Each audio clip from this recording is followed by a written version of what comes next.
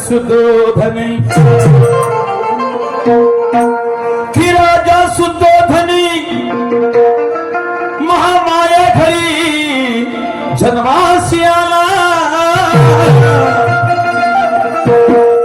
या जगाच्या कल्याणासाठी तो सूर्य उदय झाला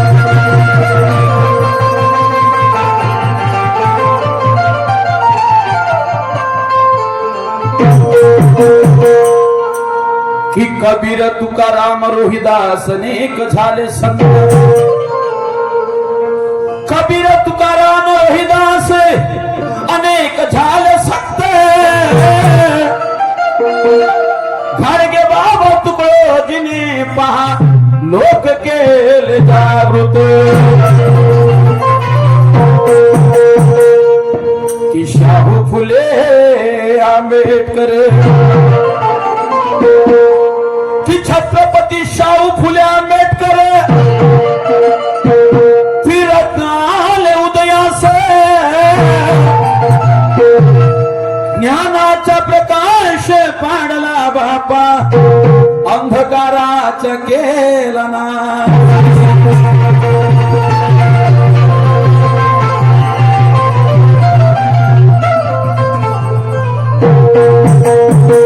त्या जिजामातेच्या पोटी त्या जिजामातेच्या पोटी ते शिवाजी जन्मास आले नसते तर आज हे हिंदू पण इथे राहिले नसते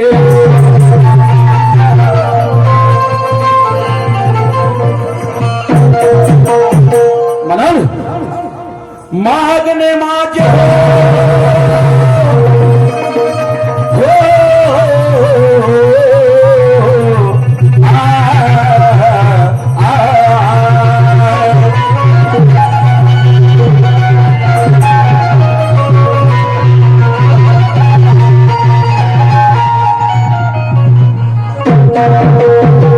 मागणे माझे बापा तुला मी स्वार्थपणाचे मागणे माझे बापा तुला निस्वार्थपणाचे करीन कल्याण बापा या सर्वजनाचे अरे गुरु मोरेश्वर मने दास चरणाच्या माझ्या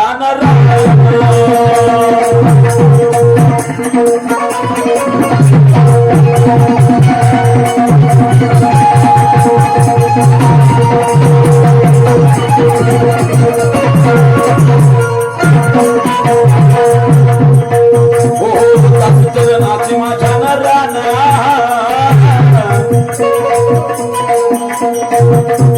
मिळकलकीचे माझ्या रानान त्याच्या कृपेने माझ्या रामान दादा माझा रानान दादा माझा रानान हो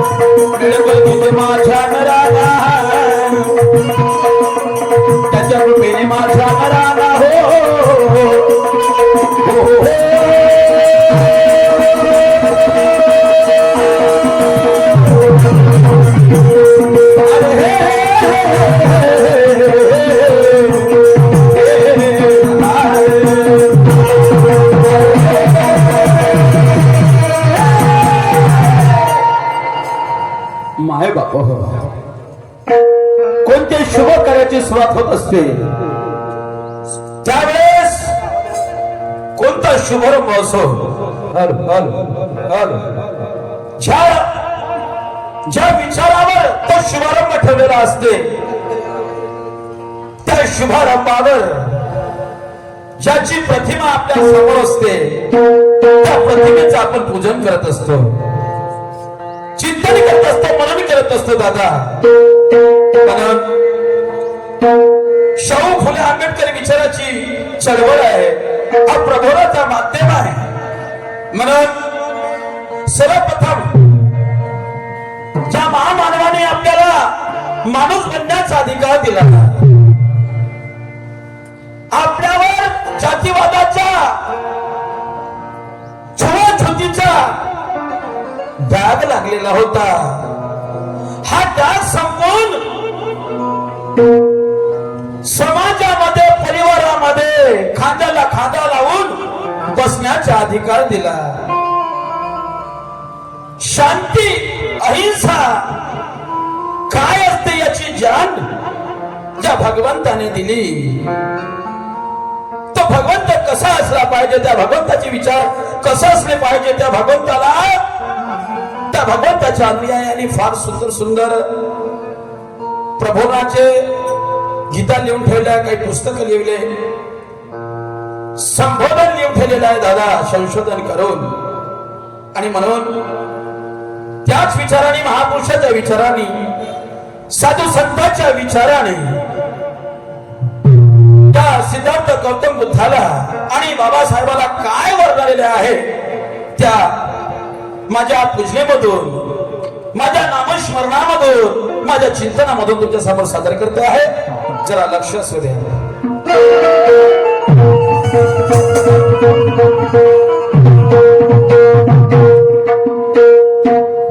हो शांतीच्या सागरे जगी अवतरला,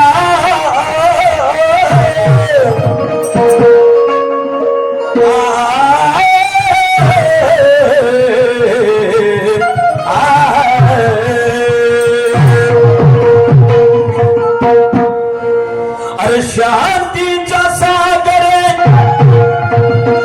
जगी अवतरला,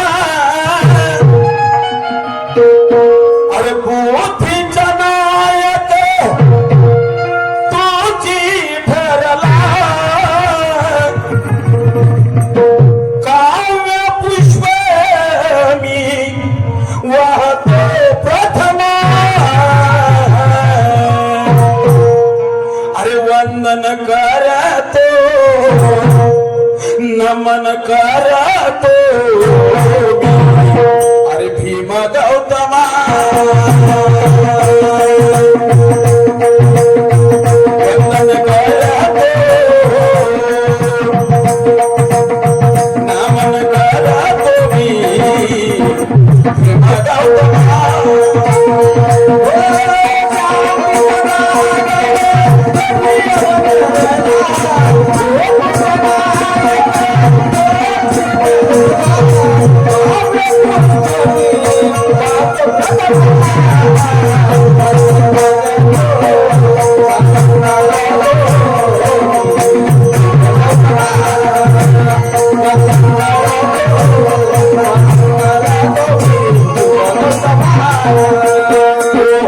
शांतीचा सागर जगी अवतरला,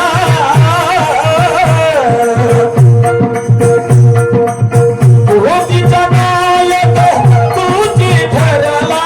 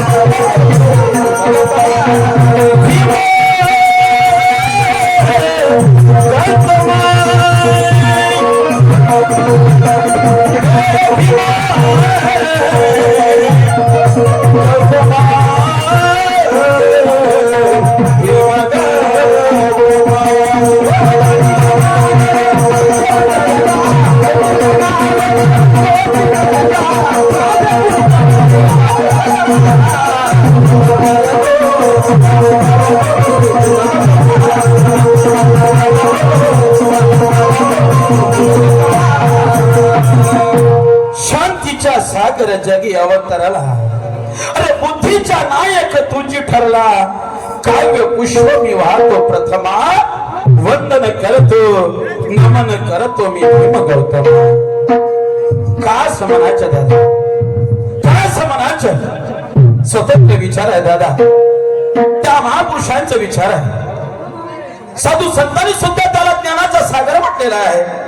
म्हणून कोणी कोणी म्हणतात अरे देव पाहायचं गेलं देवाच होऊन गेलं. कोणी कोणी म्हणतात देव आहे, कोणी म्हणतात परमेश्वर आहे, कोणी म्हणतात ईश्वर आहे, तर कोणी म्हणतात काहीच नाही आहे. काहीच नाही दादा. अरे देव कोणाच म्हणावा. महापुरुषांनी सांगितलं अरे देव आहे, तो देव कुठं आहे. जे का रंजले गांजले त्याशी म्हणे जो आपुले, जे का रंजले गांजले त्याशी म्हणे जो आपुले, तोच साधू ओळखावा देव तेथीच जाणार. आई वडिलांनी लहानाचं मोठं केलं, उलटच्या सावलीत नेलं रे, लहानाचं मोठं केलं आणि आपण त्याची किंमत करत नाही. त्या जन्मदेताला छळतो आणि मंदिरामध्ये उभे उताना पडतो. देव कसा.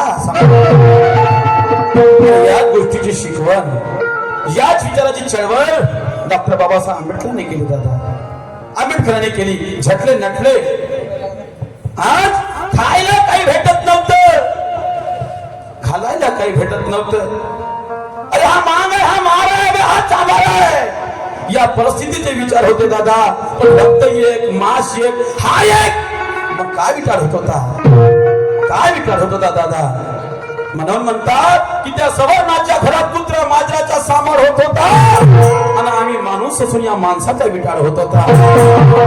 अशा नीचुडीला लाथ मारली त्या माझ्या भीमानी, भारतात आणला बौद्ध धर्म त्या माझ्या भीमानी. दादा शांतीचा सागर, तो राजाचा पोरगा तेवढा मोठा, सुद्योधन राजाचा पोरगा सिद्धार्थ गौतम बुद्ध फार आहे बाप हो. त्याचे विचार कसे होते, कसे होते म्हणून काय म्हणत जरा.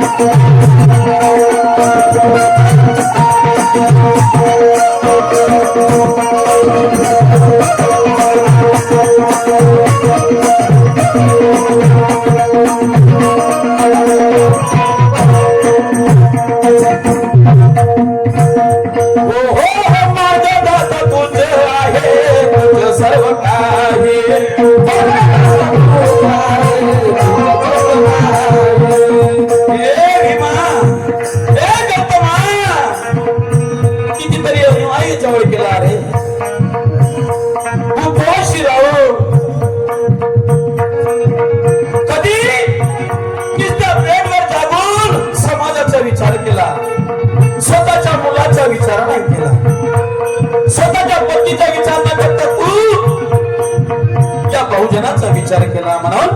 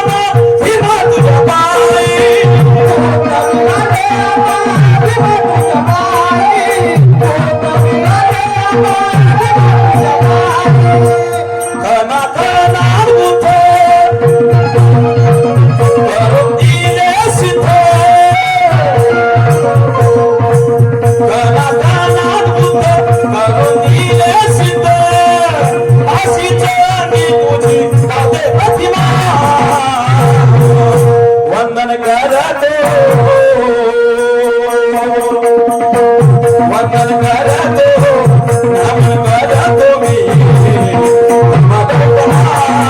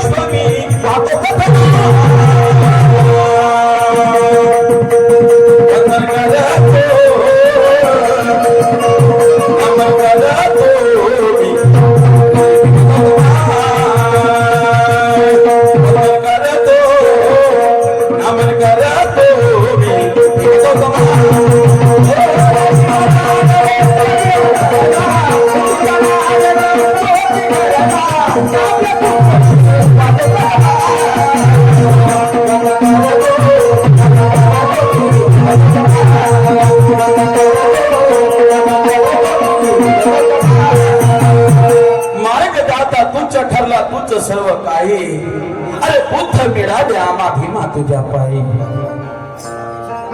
उपदेश मोलाच्या धम्मास पायी आणि धम्म मिळाले आम्हा भीमा तुझ्या पायी खना खनात बुद्ध करून दिले सिद्ध आणि अशीच अंगी राहू दे प्रतिमा अशीच अंगी राहू दे प्रतिमा की जेणेकरून आम्ही जर कोणता विचार केलो तर तुमच्या विचाराची शक्ती तुमच्या आचाराची शक्ती माझ्या अंगी वाहील आणि मी सुद्धा काहीतरी समाज कार्य करीन जीवन काय आहे संसार जसं कपशीचं घर अरे बसी आरामशीर पण कप फिरे खरं घर हा जर माणूस जर झालो तर मला 4 जणांच्या दरावर जायचं आहे पण नुसतं मी 4 चौघाची संगत न करता कोणाच्या सुख दुःखामध्ये सहकारी होईल कोणाच्या भाग्यामध्ये मी उपयोगी पडेल हे जर माझ्यातून परमार्थ घडलं तर होऊ शकते कदाचित भीमा गौतमा तुझ्यासारखं सुद्धा माझं नाव लौकिक होईल तेव्हा मोठ्या राजाचा मुलगा असून त्यांनी कधी धनाच्या लोभाचा विचार केला नाही पत्नीचा विचार केला नाही मुलाचा विचार केला नाही आणि तो सुद्धा ज्या जगात काय चाललाय किती अहिंसा आहे किती लुटमार आहे किती बहिष्कार आहे या गोष्टीची जाण ज्या गोष्टी माहित नव्हत्या जन्मतात त्या गोष्टी त्याच्या डोळ्यासमोर उघडीस आल्या दादा शेवटी जेवढे काही रती महारथी होते अत्याचार अन्याय करणारे त्या सिद्धार्थ गौतम बुद्धाच्या चरणावर झुकले दादा कशामुळं त्यांच्या विचारामुळं त्यांच्या आचरा विचारामुळं म्हणून काय म्हणतो ऐका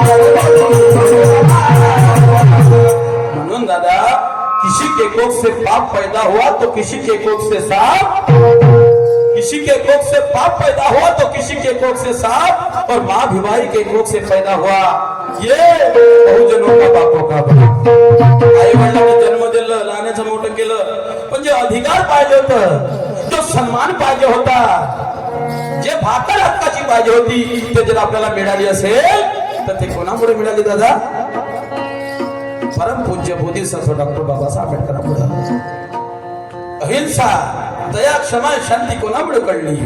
सिद्धार्थ गौतम बुद्धामुळे. असा विषय आहे. चला आज दुय्यमीचा कार्यक्रम आहे आणि आमच्या जोडे आपल्या सन्मान्य शहराचे मोठे बंधू, आदरणीय परम मित्र निशांत दादा सुखदेवे, राष्ट्रीय आझाद तिरंगा निशांचे चमकते सितारे, आदरणीय पुरुषोत्तमजी खांडेकर यांचे मानलेले मुलाप्रमाण वागवणारे शिष्य म्हणजे निशांत दादा. उधर के मैदान में बाप लड़ेगा, इधर के मैदान में लड़का लड़ेगा, ऐसी बात है. माहित ना ते दोघे का करते दोघा जणांचं. चला दुय्यम आहे, आचार विचाराची आहे, अनुभवाची आहे दादा. तर त्या दुय्यमीच्या विचाराने दोन्ही शहर एकमेकाला आपल्या अनुभवातून, आपल्या वाचनातून काही ना काही प्रश्न करत असते. त्याच माध्यमातून सन्मान्य शहर मी तुम्हाला प्रश्न विचारतोय. चला कार्यक्रम त्या विषयाचा असल्या कारणामुळे त्याच विषयाला आपण धरून आज कार्यक्रम करू. पण दुय्यम हे नियम सारखीच होईल यात काही शंकाच नाही दादा. तर सन्मान्य शहर प्रश्न माझा असा आहे, असा एक क्रांतिकारी झाला, 150 वर्ष इंग्रजांनी राज्य केले या भारत भूमीवर. 150 वर्ष या भारत भूमीवर राज्य केलं अंग्रेजानं, आणि या अंग्रेजाबरोबर लढण्यासाठी, भांडण्यासाठी, युद्ध कडवण्यासाठी, इंग्रज या भारतातून भगवण्यासाठी त्यांनी सैन्य तयार केली. त्या क्रांतिकार्याने काही युद्ध इंग्रजाबरोबर झाले, काही वेळेस ते इंग्रज लोक पराजित झाले या क्रांतिकार्याच्या समोर. पण एक वेळ अशी आली शाहीर साहेब का त्या क्रांतिकारीला गफलतीत पकडण्यात आलं. त्या क्रांतिकाराला गफलतीमध्ये पकडण्यात आलं शाहीर साहेब. तर त्याला तुरुंगामध्ये टाकलं अंग्रेजांनी. तुरुंगामध्ये टाकलं तर तुरुंगामध्ये शिक्षा द्यायची होती. तर त्यांनी तुरुंगात नाही दिली, इंग्रजांनी त्यांना तुरुंगात शिक्षा नाही दिली. तर तुरुंगाच्या समोर शाहीर साहेब, तुरुंगाच्या समोर एक झाड होतं. त्या झाडाला, त्या क्रांतिकाराला फाशावर लटकवलं. त्या क्रांतिकाराला फाशावर लटकवलं. तुरुंगामध्ये असल्यावर त्याची फाशी देण्याचे वेगळेच काही असते ठिकाण. पण त्या ठिकाणी न जाता त्या तुरुंगाच्या समोर एक झाड होतं. त्या झाडाला त्या क्रांतिकाराची फाशी देण्यात आली. त्या क्रांतिकाराची फाशी देण्यात आली शाहीर साहेब. तर मला म्हणायचं तो क्रांतिकारी कोणता आणि त्याला फाशी देण्यात आली, ते फाशी केव्हा दिली, आता ठिकाण कोणता? 150 वर्ष राज्य केलं अंग्रेजांना. त्यावेळेस त्यांनी सैन्य तयार केली अंग्रेजाला भगवण्यासाठी. काही वेळा अंग्रेज पराजित झाले शाहीर साहेब, पण एक वेळेस तो सापडला इंग्रजाच्या तावडीत, तर शेवटी फाशात लटकवला. त्या तुरुंगाच्या नियमानुसार नाही, तर त्यांना एक त्या तुरुंगाच्या समोर झाड होता, त्या झाडाला लटकवलं. शाहीर साहेब, त्या क्रांतिकार्याचं नाव काय? तो कोणतं ठिकाण म्हणताय, कोण्या साली त्याला फाशी देण्यात आली? तर तुम्हाला मी जास्त काही लांब जाणार नाही, तुम्हाला लांब काही जायचं नाही. फक्त या नागपूर जिल्ह्याची फक्त शिव ओलांडायची आहे, बस तेवढ्यातच तो जिल्हा आहे. आणि त्या जिल्ह्यामध्ये त्याला फाशी दिली. फार विदेशात परदेशात जायचं नाही, दुसऱ्या राज्यात जायचं नाही, महाराष्ट्रात गोष्ट आहे. बघून पहा, जर माहित असं ते लोकांसामने सादर करा. ऐका काय म्हणतो शेवट.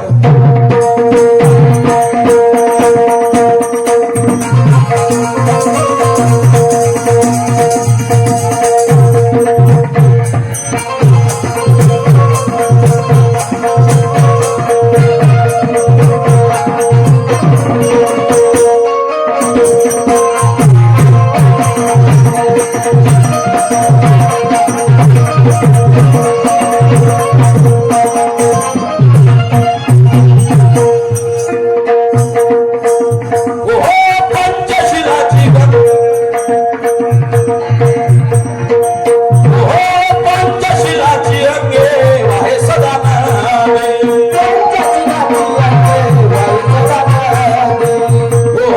पंचशिलाची अंगी वाहे सदा नावे शांती मिळाली